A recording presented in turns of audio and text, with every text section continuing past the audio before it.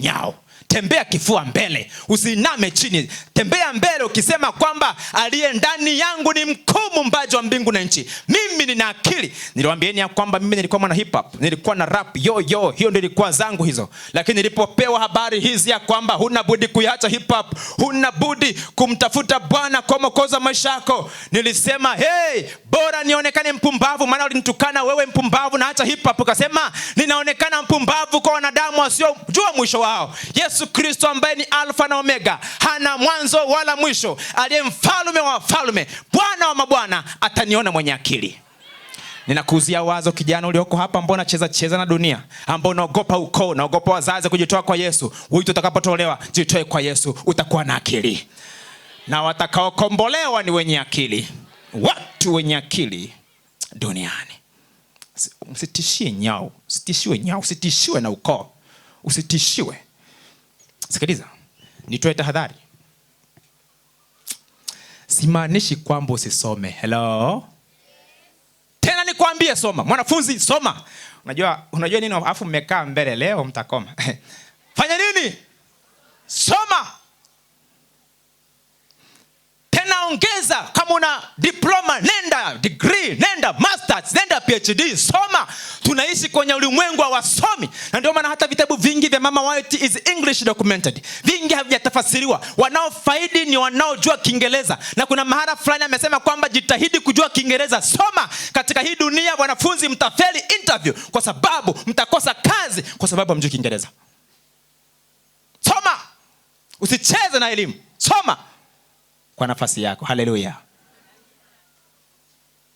Mchungaji amesema tusitafute hela, kumbe wanao hela. Wewe, na kwa taarifa yako, huenda watakaoongoza kwenda mahala fulani hivi ni wale ambao hawana hela.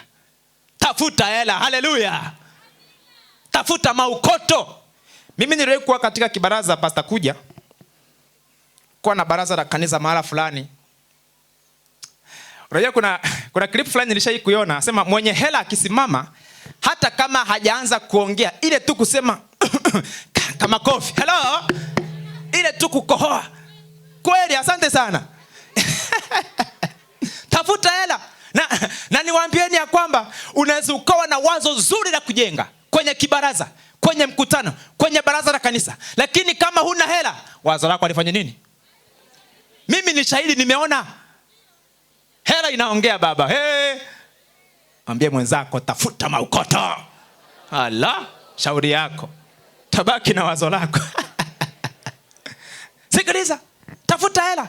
Na kwa sababu ukitafuta hela pia utamjengea Bwana kanisa. Mungu atapata mali zake humu na utume utasofanya nini? Utasonga mbele. Anasema leteni zaka kamili. Utawezaje kuleta ikiwa wewe ni mvivu kutafuta hela? Fanyeni biashara mpaka nitakapo rudi.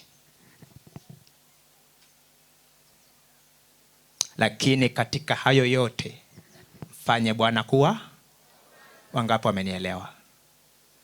Watu wenye akili duniani. Sasa kwa dakika chache hizi sana, ninaomba tuangalie vitu vitatu kisha tufunge somo. Vitu vingapi wapendwa? Vitatu. Cha kwanza, Biblia inasema kwamba akachungulia. Neno la ngapi hilo? La pili, wenye akili. La ngapi hilo? Ya mwisho, wamtafutao. Tukishamaliza hapa, tunaenda kula ugali na nini? Nyama. Kule nyinyi mnakulaga nyama sana nyewe watu.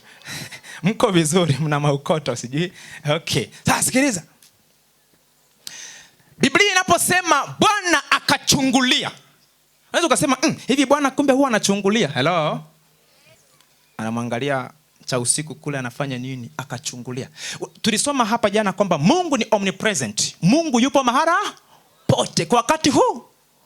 Ila lugha ambayo imetumika pale ni shakafu ya Kiebrania yenye maana ya Mungu alijidhihirisha, Mungu alijifunua. Na niwaambieni ya kwamba hakuna namna yoyote wezaye kumjua Mungu kama asipojifunua kwako. Tunamfahamu Mungu kwa sababu alifanya nini? Alijifunua. He revealed. Na ndio mwanzo wa neno revelation. He revealed, alijifunua. Mungu alidumu kujifunua toka awali. Na ndio maana tunasoma habari zake. Na alitukuka tokea awali. Kabla milima haijaumbwa, kabla visiwa, kabla ya bahari, na alikuwepo alipokuwa akitengeneza dunia.